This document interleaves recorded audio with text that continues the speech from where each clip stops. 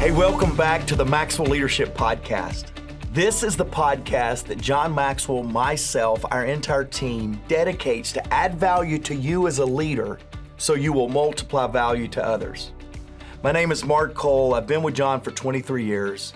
I've experienced leaders extraordinaire, from country leaders, business leaders, athletic leaders, entertainer leaders, leaders in every spectrum, and today, I can promise you, I'm bringing you someone that understands leadership. Today, our guest is Kendra Scott.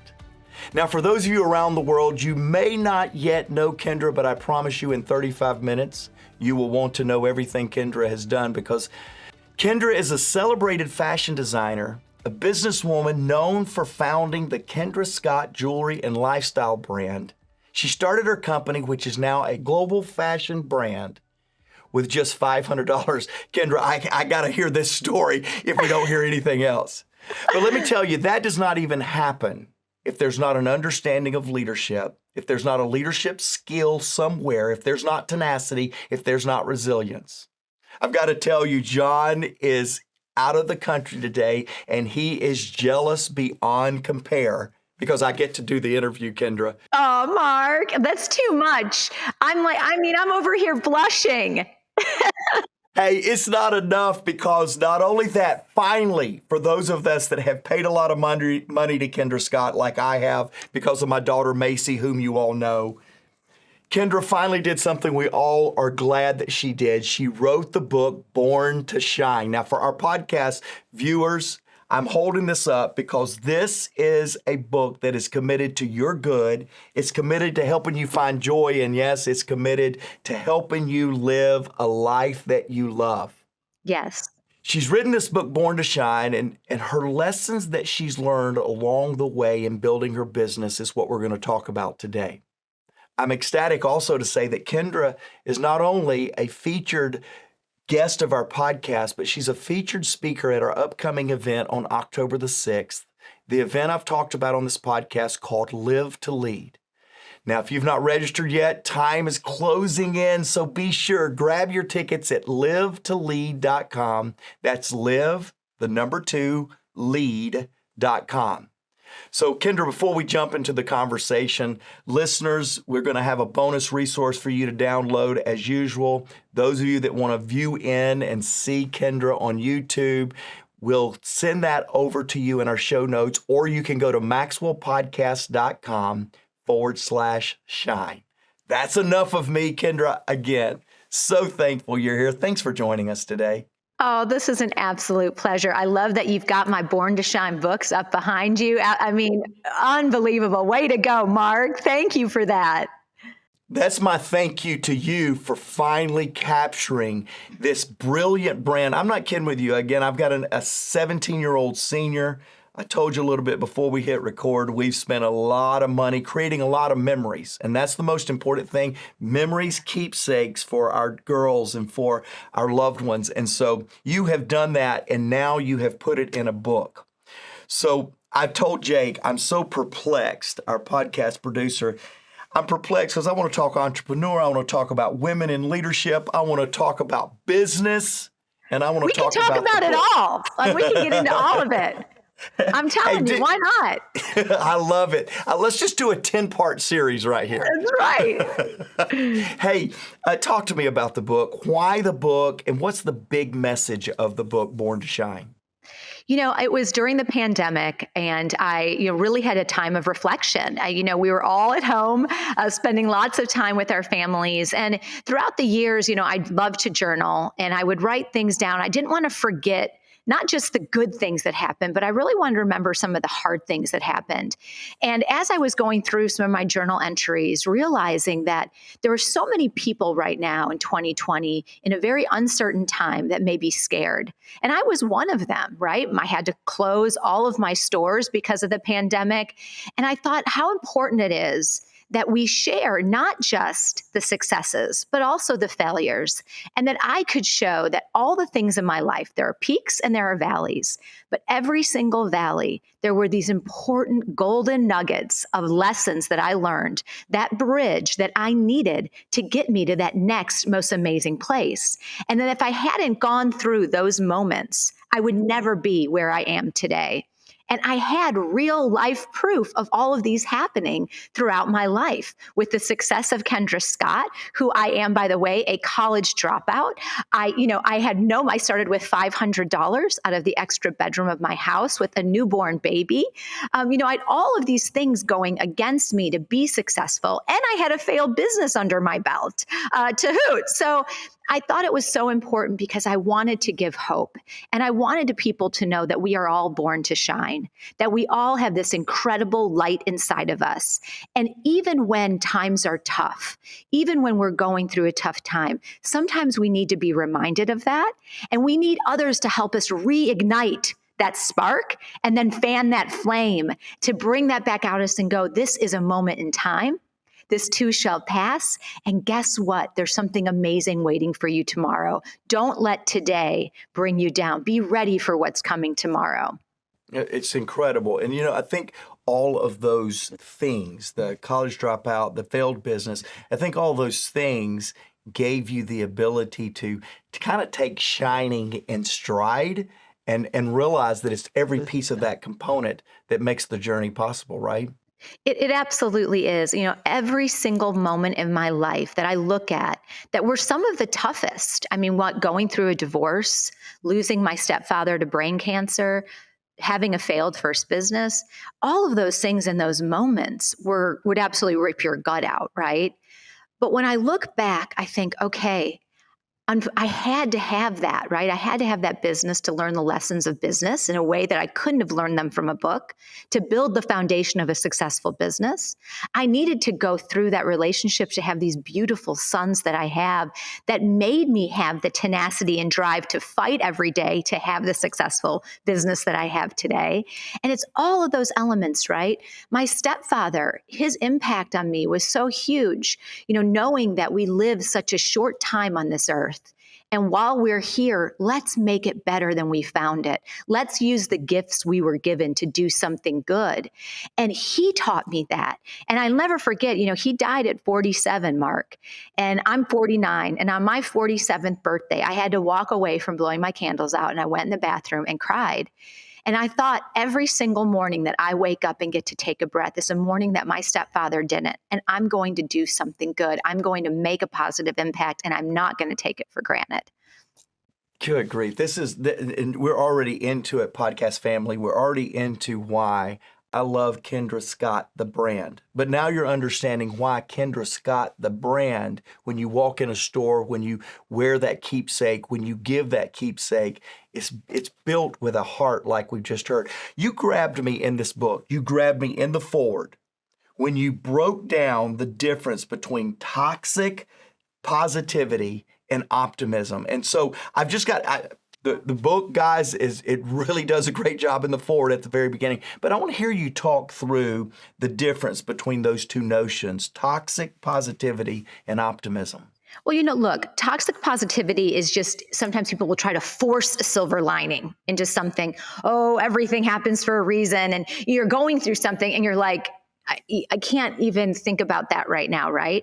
The difference between toxic positivity and optimism is that you're not denying the reality of the situation when you're optimistic. You're saying, this is hard.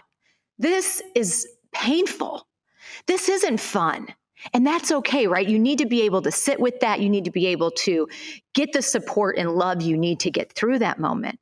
But this is also not forever. And that's where the optimism comes in. The optimism is that this feeling, this moment is not forever. The sun will shine again tomorrow. There will be another day, right? And I think optimism is such an important thing to have, especially in business, because we'll go through things and I think, oh my gosh, the recession, right? Or whatever it might be. And in that moment, there's no question this is bad. I'm not sitting here going, ooh, yay, I'm so glad this horrible thing happened. Now that's toxic positivity, right? But optimism is, okay, this is hard. What are we going to do to navigate this? How are we going to pivot and be agile? What is happening right now that I can control? To be able to move forward in a positive direction. And there's a big difference between those two things. Hello, this is John C. Maxwell. I've been teaching leadership for over 40 years. We're gathering in Atlanta for our 10th Live to Lead Leadership Conference Friday, October the 6th. And I want to personally invite you to join us. Live to Lead is about empowering you to live out leadership, not just learn it. World-class leaders, Kendra Scott and Marcus Buckingham and Ryan Leake, will be joining me to impart wisdom, inspire change, and help you lead more effectively. Hey, bring your team. Groups of 10 or more receive a significant discount. So let's grow together, because leadership isn't a solo journey. It's best experienced in community with others. Visit livetolead.com today, and let's make leadership a lived experience.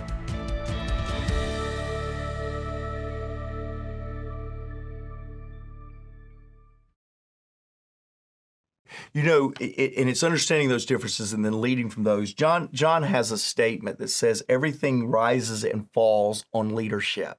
It's one of the reasons that I'm so excited to have you and John Maxwell share a stage with Marcus Buckingham. I love others. Marcus, by the way. I always pitch his books.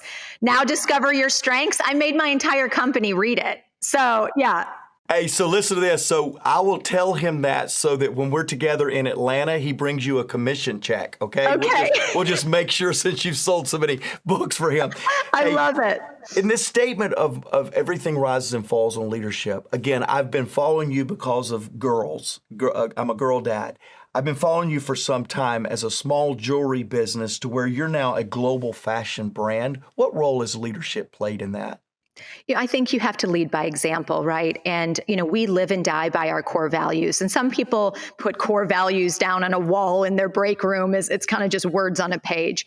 For us, we live and die by it. It's our North Star. And it's three very simple things. It's family, it's fashion, and it's philanthropy. Family is very simple. I'm a mom first. Before I was a CEO and chairwoman, before I was a designer, I was a young mom to a little baby, and I wanted to create a business that allowed me to be a present mother, that allowed me to be there for all the moments in my son's life, and to create a business that allowed other moms and dads to have that same ability, that you shouldn't have to choose between your work and your career, that work and your career can blend together. Your family can be part of your business.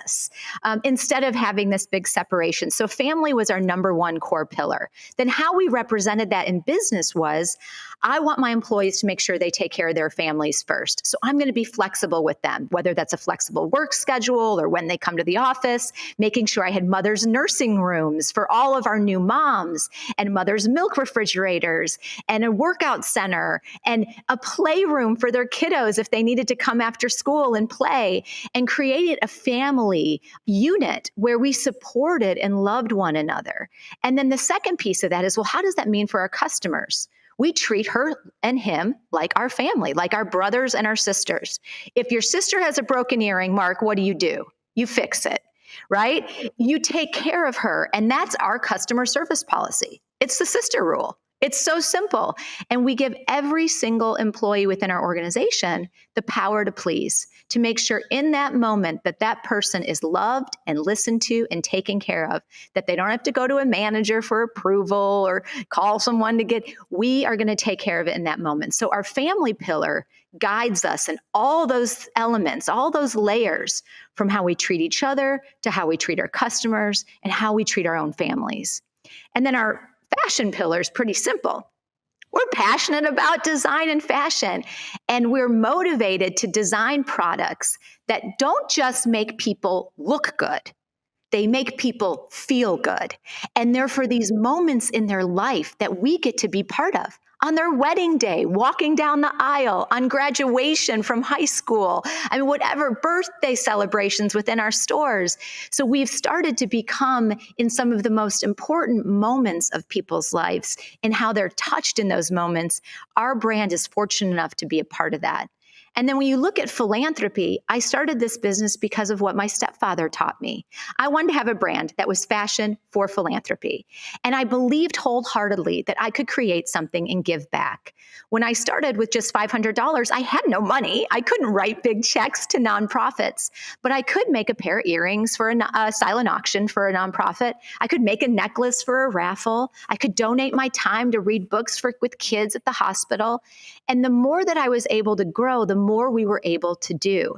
And hiring people that we said, this is our goal. This is how we measure success at Kendra Scott, is that we are making a positive impact on the world and the communities around us.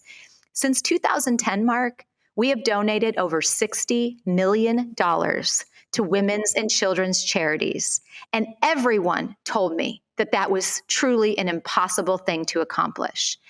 And I'm here to show you that it's not, because when you give authentically is key, because you can check the philanthropy box. But when you give with your heart, when you show up, when your team shows up, you have a committed customer base that is with you for life and has been able to help us weather the storms of recessions or pandemics, because we have an army of people who care for one another truly. And it's not just lip service.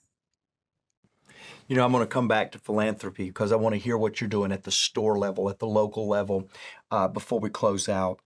Did you see my cup, by the way? Let's see it. Optimism. Yes, yes.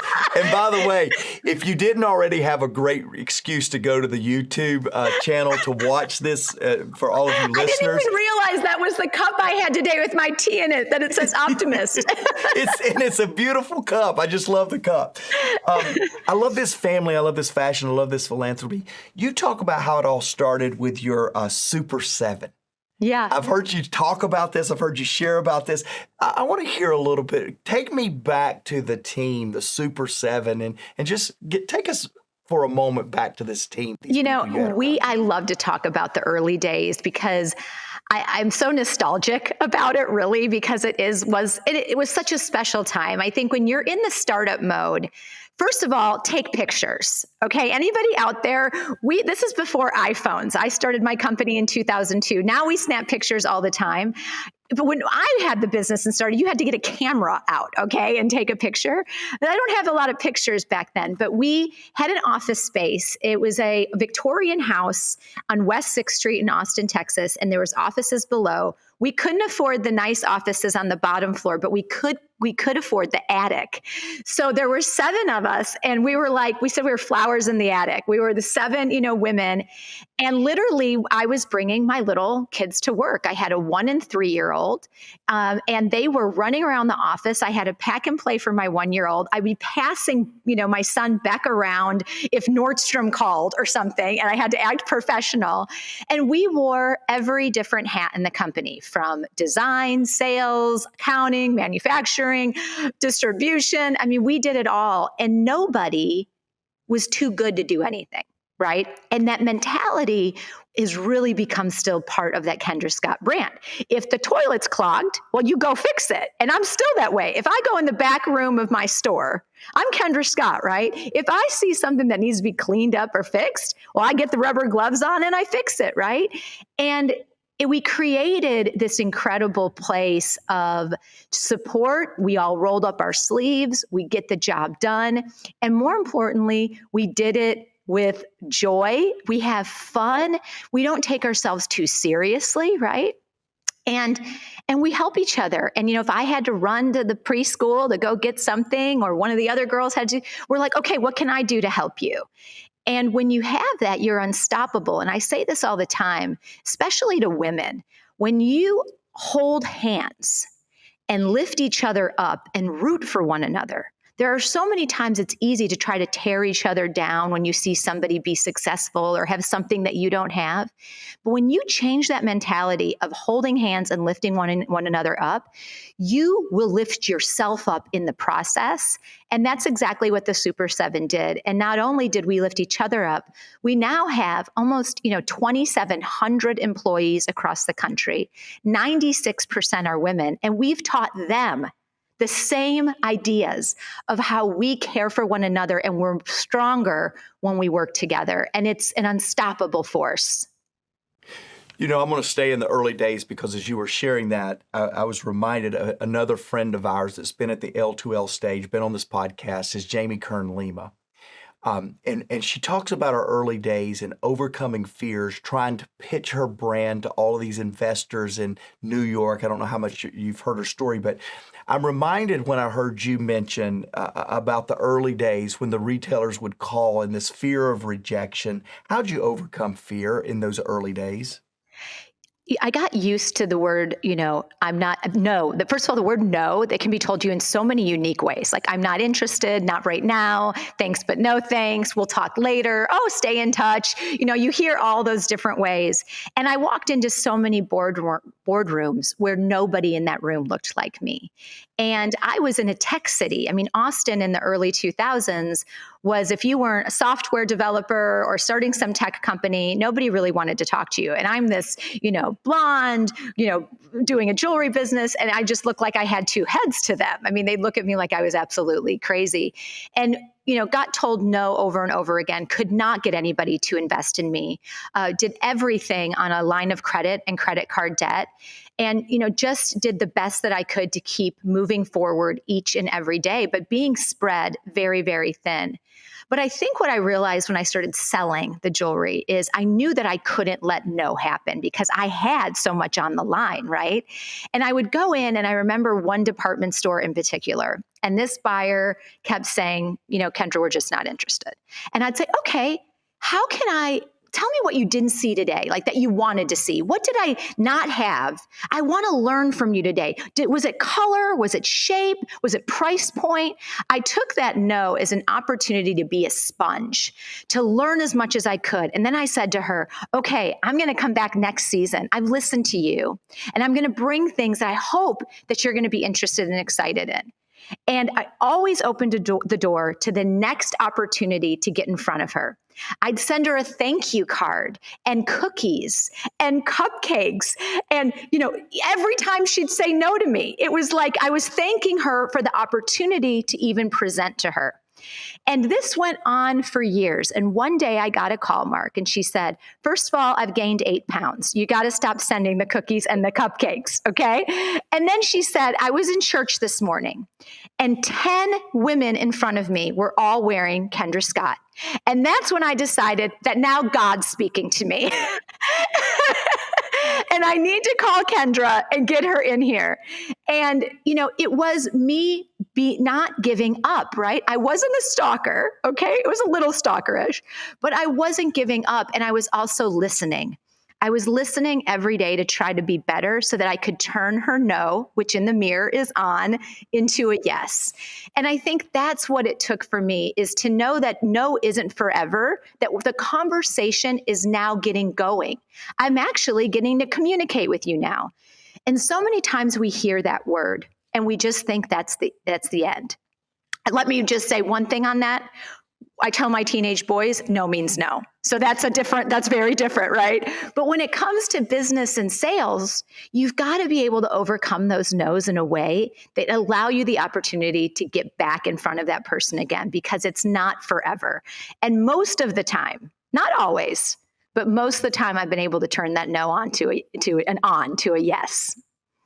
One of the things I love about listening to you speak in different venues and listening to you talk even today, watching how you wrote in the book, is your vulnerability, your accessibility. And I love people that don't lose that vulnerability, that accessibility.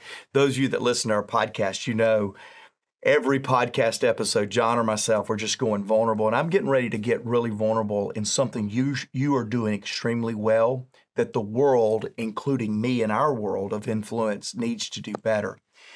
As I look at you, I think you're one of the best at empowering women and women in leadership of anybody out there right now, Kendra. I really Wow. do. It's in your philanthropic work. It's in your fashion work. You really give dignity and a sense, but you also recognize the leadership opportunity. And I'm getting ready to let you be as vulnerable as you want to be to me, the steward of one of the best leadership brands in the world, and to the women and men that are listening, and how you've done that. How are you this great empowerer of women? What's the message that you would want to send to women through your life's work? And what's the message you want to send to us men through your life's work? I think when I look at everybody is I try to lead with my heart. I always try to look for the best in someone. And I think if all of us, men and women, can do that, whether it's a stranger that you're meeting on the street or a coworker or whoever it might be, I always look, and that's where Born to Shine came from. It's seeing the good in someone because there is good in every single person. And sometimes they can't see it themselves. They can't see it in themselves. And when you have that ability to pull that out of them and then have them see it for the first time themselves, that is amazing. And I think that's what empowerment is all about. It's about finding that light within yourself and then letting it shine, right? That's really what empowerment is about. And I love when I can see women have that self-confidence, feel like they can walk into a room and not be intimidated and not be scared. And to also know that there's power in vulnerability. Like you just said, there's so much power in being you because there's no one else on this planet that is you. Your life, your stories, your memories, the things that have happened have made you uniquely you. So don't try to be someone else. Embrace the fact that that life, whether it was hard or ups and downs, that has made you the incredible human you are. And now it's your chance to put your unique mark on the world. And I think if we can all have that confidence, I say all the time that if, we try to pretend sometimes with Instagram and all the social media to be these shiny, happy faces. And I wrote this in my book. And the worst thing we can do is not share the realities of the things that we're going through, because the strongest people I know are the ones to raise their hands and say, I'm feeling weak today. I need help. I run a company bigger than it is the night before every single day, Mark. I have mentors. I have people that I respect, people I can pick up the phone and say and be vulnerable with and say, gosh, I'm really stuck here. Or what would you do in this circumstance? No one knows everything, right? That's just not real. And we need to be able to support each other, love each other, respect each other, and really just be like, I'm good with who I am. I'm proud now to say I'm a college dropout. I used to be embarrassed when somebody would say, Kendra, where did you go to school? Where did you get your MBA? I'd be in rooms with entrepreneurs who all were Harvard MBAs and Stanford. And I remember just crouching down and being my shoulders narrowing and my bottom lip quivering because I had to say, I didn't finish college, guys. But now I realize if I had finished, I wouldn't have had the hat box. I wouldn't have learned retail the way I did in that amazing little 5 years in that store. And so I think that's an important lesson for all men and women is that your journey is yours. And it's a gift to have the things that have happened in our life and utilize them for what's going to happen tomorrow. And let's not just focus on what happened yesterday. As you were talking about that, John makes the statement all the time when he's talking leadership. He says, leadership is not about the fastest. It's not even about the smartest. Leadership is about the person that starts first. And as you're saying that, don't you wish, I certainly do, I wish I could go back and some of the things that I hung my head about years ago, I wish I could have just found out a month sooner or a year sooner or a decade sooner. I shouldn't have hung my head about that. I should have embraced that. And I think that's what you're saying is learn to embrace with vulnerability the things that make you unique so that the world can see you shine a lot sooner than at some point in your success down the road, you go, I have to be so embarrassed about that. Yeah. And I mean, look, it doesn't come easy, right? It takes things where you do have some successes and wins to, gain that confidence, right? But I do think it's important to know that, all of our journeys are different. There's no normal anymore, or typical, or this is how things are supposed to go. You go to college, you go to high school, then you graduate, then you go to college, and you do this. I tell my children that all the time. I mean, we're all on this unique, amazing journey, and what works for one person may not work for another. And what brings success for one person may not be the same pathway for somebody else. So, I think there's so much importance in that. I wrote one chapter in the book about the normal family, because there are no such things anymore as the normal family. What is a normal family, Mark? I don't even know. And I remember, being told when I was younger that I came from a broken home. And my parents were divorced. And the word is just terrible. First of all, nobody wants to be broken, right? And, I think we've learned so much as we've evolved and grown as humans, right? That families all look different. And that, again, how do we accept each other and quit the judgment, right? And start embracing and loving one another instead of using these words and terms that make us feel less than. So I'm going to stay on a business, and then we'll come back to the book for our final question. But I've been in multiple of your stores because my daughter tells me to be a good dad, I have to be in your stores. It's 134 of them. Don't tell her there's that many. So we'll take a global trip, I'm sure. One thing I love about you, it came through, it shined through in your book. It's shining through in our interview today, our talk today. It's going to shine through on stage, I'm confident. Your culture feels the same no matter how I'm interacting with a Kendra Scott exchange.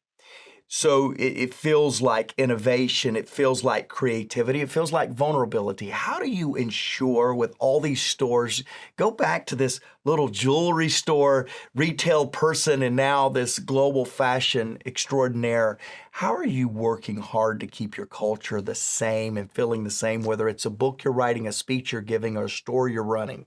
I think that's what I'm most fiercely protective of, Mark, because that is the secret sauce, right? That is what makes the Kendra Scott brand what it is today.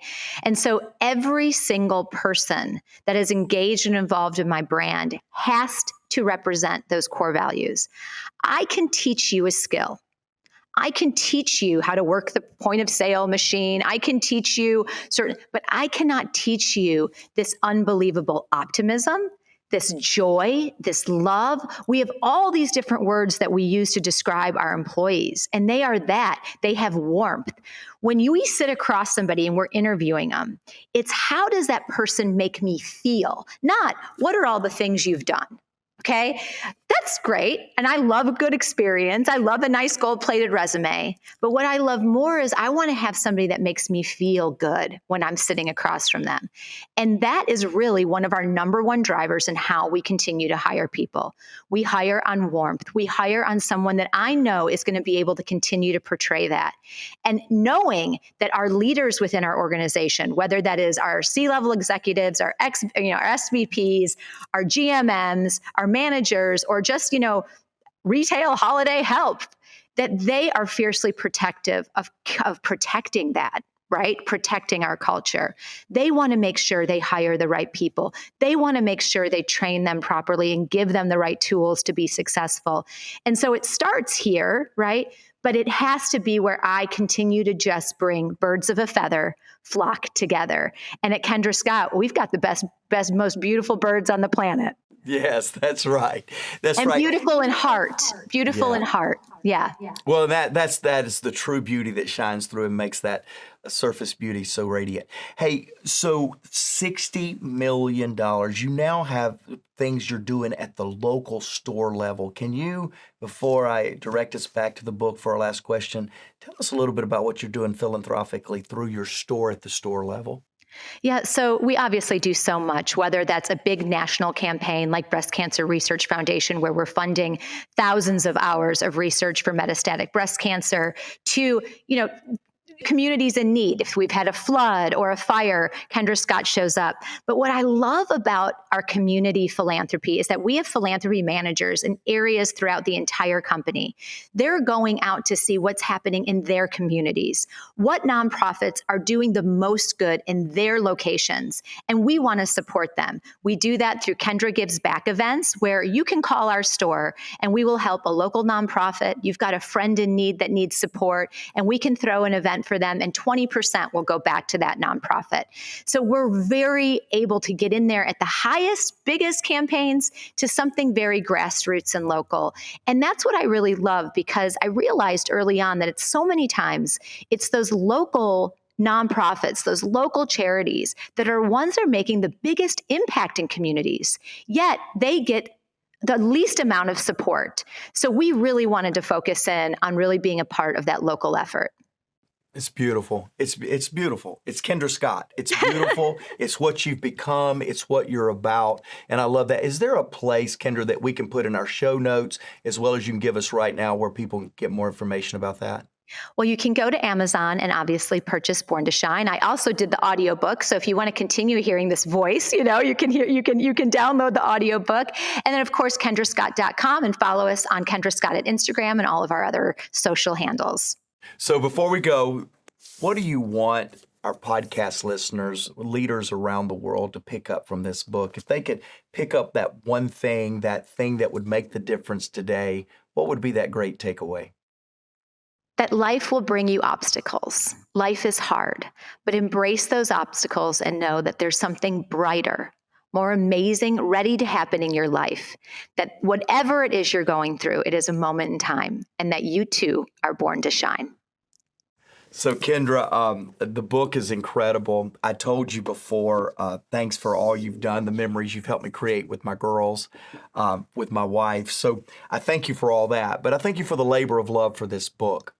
It is no accident that you and John and Ryan Leake and Marcus Buckingham are all going to share the stage on October the 6th. It's no mistake. You can go to Amazon. We're going to put in our show notes how you can get this book. All of that will be in the show notes on how to pick up Born to Shine. If you would like to join us, there's still time. October the 6th, it's going to be a great day. What you just experienced in the last 30 minutes or so in this podcast is going to be a half-day long session that is going to make you a better business leader. It's going to make you a better individual. It's going to make you shine. We say something around here all the time, Kendra. We say, we, Maxwell Leadership, exist to bring about powerful, positive change because everyone deserves to be led well. But that's not how I want to sign off today.